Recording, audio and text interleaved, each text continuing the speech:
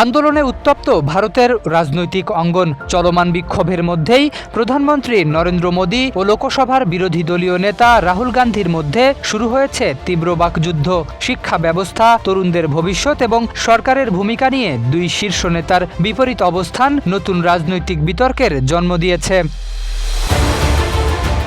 বৃহস্পতিবার সামাজিক যোগাযোগ মাধ্যমে দেওয়া এক বার্তায় প্রধানমন্ত্রী নরেন্দ্র মোদী বলেন, দেশের তরুণদের কল্যাণ ও স্বার্থ রক্ষা সরকারের সর্বোচ্চ অগ্রাধিকার। যারা শিক্ষার্থীদের ভবিষ্যৎ নিয়ে ছিনিমিনি খেলবে তাদের কাউকেই ছাড় দেওয়া হবে না। তিনি আরও জানান, শিক্ষাক্ষেত্রে অনিয়মের বিরুদ্ধে কঠোর ব্যবস্থা নিতে সংশ্লিষ্ট কর্তৃপক্ষকে নির্দেশ দেওয়া হবে।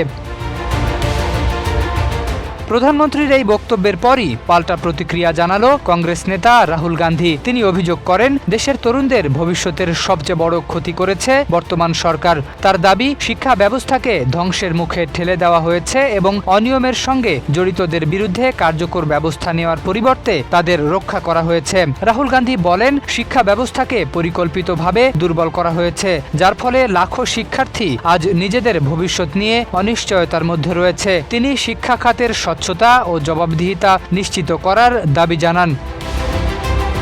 এদিকে গত কয়েক সপ্তাহ ধরে দিল্লি সহ ভারতের বিভিন্ন শহরে প্রশ্নপত্র ফাঁসের অভিযোগে শিক্ষার্থী ও তরুণদের আন্দোলন অব্যাহত রয়েছে। আন্দোলনকারীদের দাবি, শুধু ঘটনার তদন্ত নয়, পুরো পরীক্ষা ও নিয়োগ ব্যবস্থায় সংস্কার এবং দোষীদের বিরুদ্ধে দ্রুত ও দৃষ্টান্তমূলক ব্যবস্থা নিশ্চিত করতে হবে। অন্যদিকে ক্ষমতাসীন ভারতীয় জনতা পার্টির নেতাদের দাবি, সরকার কোনো ধরনের অনিয়মকে প্রশ্রয় দিচ্ছে না। অভিযোগ প্রমাণিত হলে সংশ্লিষ্টদের বিরুদ্ধে আইন অনুযায়ী ব্যবস্থা নেওয়া হবে এবং শিক্ষার্থীদের স্বার্থ রক্ষায় সরকার কঠোর অবস্থানেই রয়েছে। শরীফ উদ্দিন, ইত্তেফাক নিউজ।